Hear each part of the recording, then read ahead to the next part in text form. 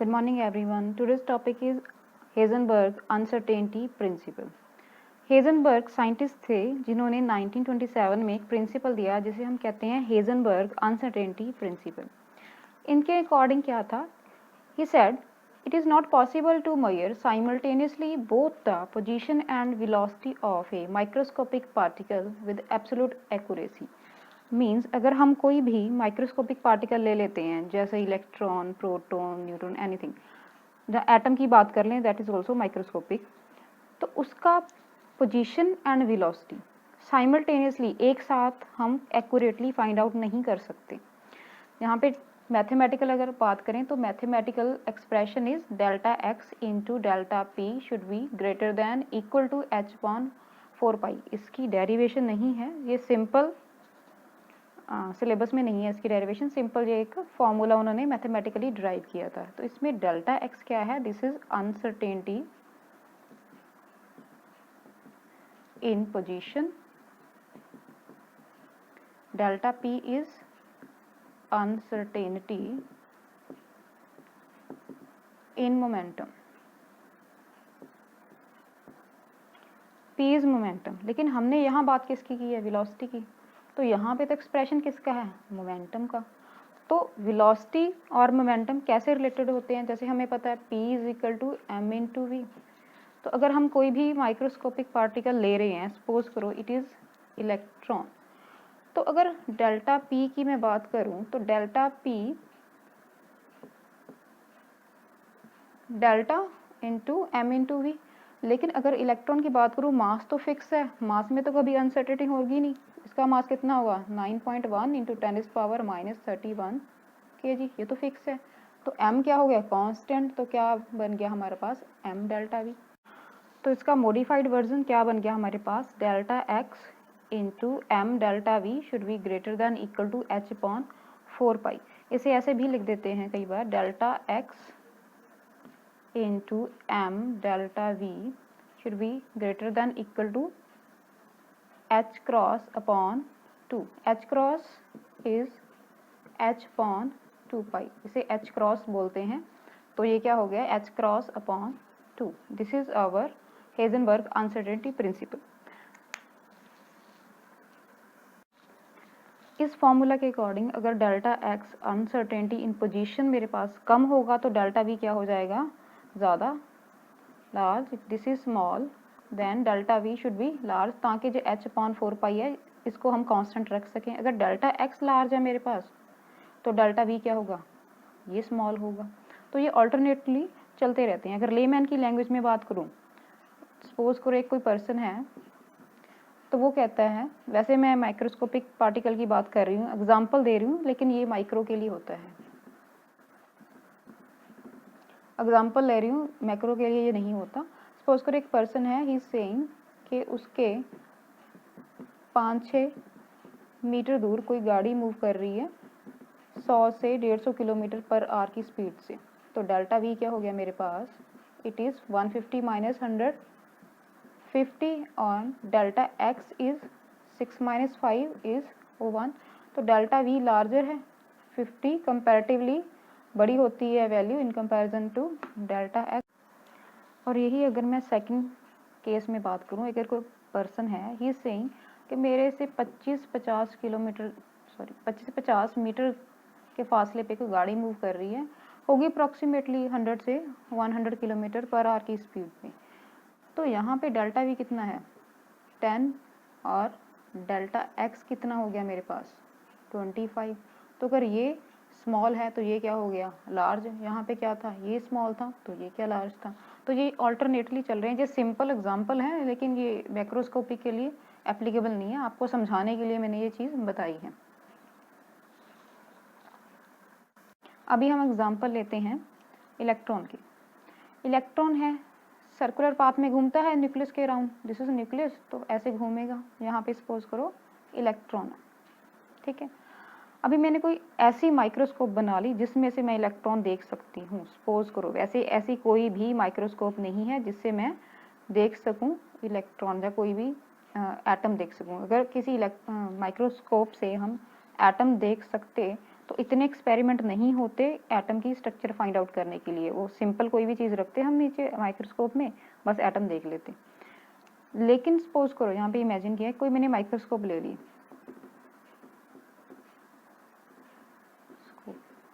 ठीक है, माइक्रोस्कोप ले ली जिससे मैं इलेक्ट्रॉन देख सकती हूँ। तो कोई भी चीज़ विजिबल हमें कैसे होती है? तो अगर सपोज करो कोई ऑब्जेक्ट पड़ा है, उस पर लाइट आके फॉल की, उसने रिफ्लेक्ट की, रिफ्लेक्टेड लाइट जो है हमारी जो आईज होती हैं वो पिक करती हैं, फिर हमारा सेंसरी सिस्टम चलता है, तो उससे वो चीज़ विजिबल होती है, हम देख सकते हैं उस चीज़ को, ठीक है। इसीलिए हम कोई भी चीज़ अंधेरे में नहीं देखते, क्योंकि अंधेरे में लाइट ही नहीं होती, तो ना ही रिफ्लेक्ट होती है, ना ही हमारी आईज उसे पिक करती हैं रिफ्लेक्टेड लाइट को। अभी अगर हमने इस इलेक्ट्रॉन को देखना है तो उस पर हमने लाइट फॉल करवाई।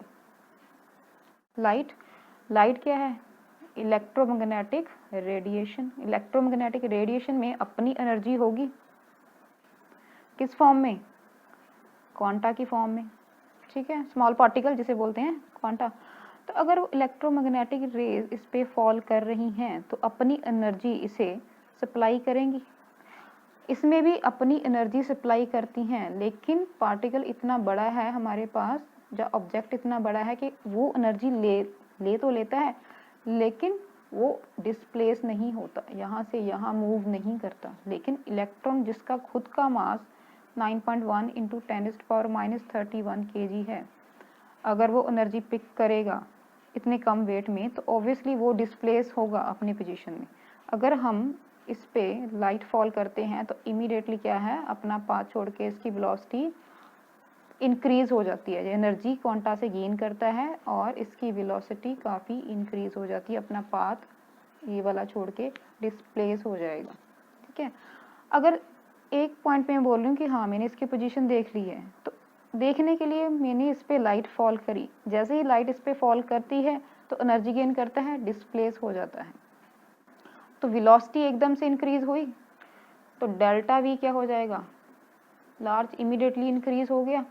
अगर इसका डेल्टा एक्स सपोज करो कम है, तो इसीलिए है ये चीज़, ये एक्सप्रेशन इसीलिए है क्योंकि ये सारे पार्टिकल माइक्रोस्कोपिक हैं। ये क्या है? एक लिमिटेशन है नेचर की, लिमिटेशन ऑफ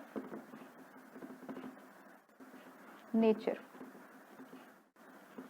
ये कोई इस चीज़ की लिमिटेशन नहीं है कि कोई ऐसी माइक्रोस्कोप नहीं बनी जिससे मैं इलेक्ट्रॉन को देख सकूं, ये इस चीज़ की लिमिटेशन नहीं है, ये हमेशा रहेगी, क्योंकि this is limitation of nature. Nature means कि माइक्रोस्कोपिक पार्टिकल इतने लाइट वेट होते हैं, जैसे ही हम उन्हें देखने के लिए उस पर लाइट डालते हैं, जब कोई इलेक्ट्रोमैग्नेटिक रेडिएशन डालते हैं, इमीडिएटली उनका वेलोसिटी इंक्रीज हो जाता है, डिस्प्लेसमेंट हो जाती है और delta v at a sudden increase हो जाएगा, उनका बहुत ज़्यादा हो जाता है। इसीलिए हम कहते हैं delta x into delta v should be greater than equal to h/4π। ये चीज़ कांस्टेंट आती है h/4π की। This is the basic principle behind Heisenberg uncertainty principal.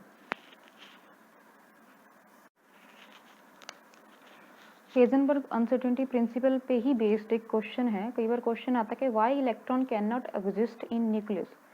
जैसे हम बात करते हैं this is nucleus, this is path of electron. Electron nucleus में होता है पॉजिटिव चार्ज, इलेक्ट्रॉन पे होता है नेगेटिव, तो इसमें क्या होता है? फोर्स ऑफ अट्रैक्शन होगी, फोर्स ऑफ अट्रैक्शन। तो ये इलेक्ट्रॉन को खुद में क्यों नहीं खींच लेता कि इलेक्ट्रॉन न्यूक्लियस के बीच में ही एग्जिस्ट करे, ताकि इलेक्ट्रोस्टैटिक फोर्स ऑफ अट्रैक्शन जो है इसे अपने खुद में अब्जॉर्ब कर ले। ये होता क्या है? बेसिक प्रिंसिपल इसमें क्या है कि अगर एटम की बात करें, उसका एरिया कितना होता है, एटम का रेडियस कितना होता है? Approximately 10⁻⁻10 metre. अगर न्यूक्लियस की बात करूं मैं, उसका रेडियस कितना होता है? 10⁻⁻15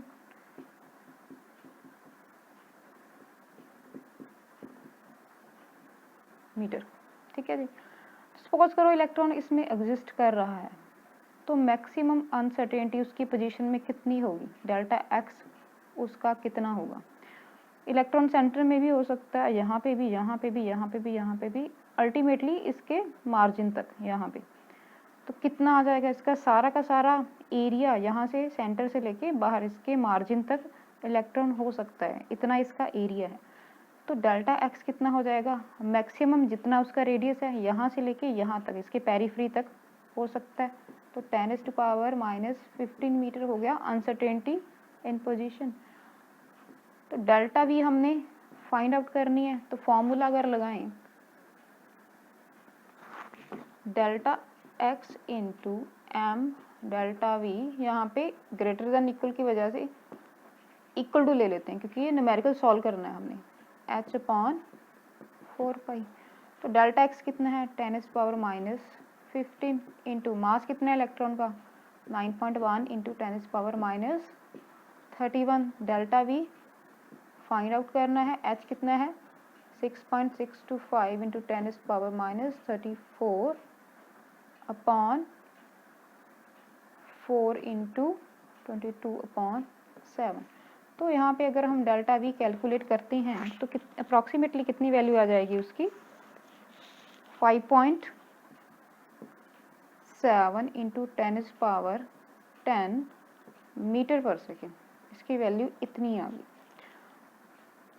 ये वैल्यू किससे ज़्यादा है वेलोसिटी ऑफ लाइट से। कितनी होती है velocity of light 3 into 10⁸ metre पर सेकेंड।